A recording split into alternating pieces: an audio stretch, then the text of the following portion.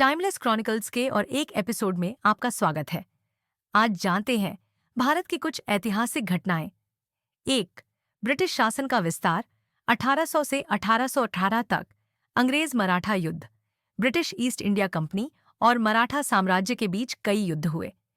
तीसरे, अंग्रेज मराठा युद्ध 1817 से 1818 तक के बाद मराठा संघ समाप्त हो गया और ब्रिटिशों ने अधिकांश भारत पर नियंत्रण कर लिया।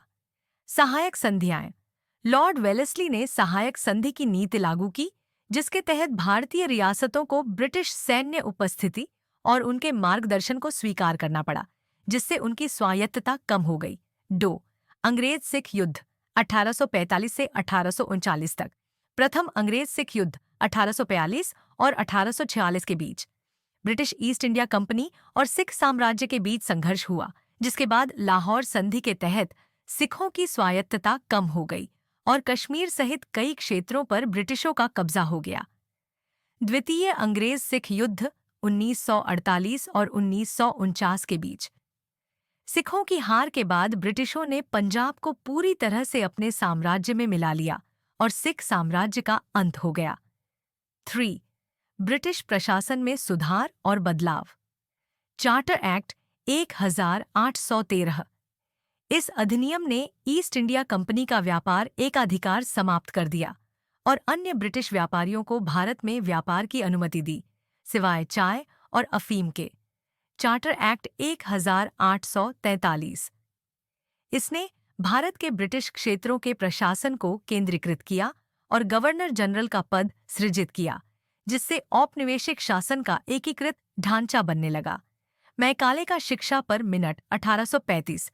लॉर्ड मैकाले ने भारत में अंग्रेजी शिक्षा को बढ़ावा दिया, जिसका उद्देश्य शिक्षित भारतीय वर्ग तैयार करना था, जो प्रशासन में ब्रिटिशों की सहायता कर सके। 4. सामाजिक और धार्मिक सुधार। राजा राममोहन राय, बंगाल पुनर्जागरण के प्रमुख व्यक्ति और समाज सुधारक, जिन्होंने सती प्रथा जैसी कुप्रथाओं के खिलाफ आवाज उठाई और आधुनिक शिक्षा और महिलाओं के अधिकारों का समर्थन किया। सती प्रथा का उन्मूलन 1929। राजा राममोहन राय जैसे सुधारकों के प्रभाव में governor general Lord William Bentinck ने सती प्रथा को समाप्त कर दिया। हिंदू सुधार आंदोलनों की शुरुआत। 1828 में राजा राममोहन राय द्वारा स्थापित ब्रह्म समाज जैसे आंदोलनों ने हिंदू धर्म में एकेश्वरवाद और सामाजिक समानता पर जोर दिया। 5. आर्थिक प्रभाव। कृषि का व्यवसायीकरण।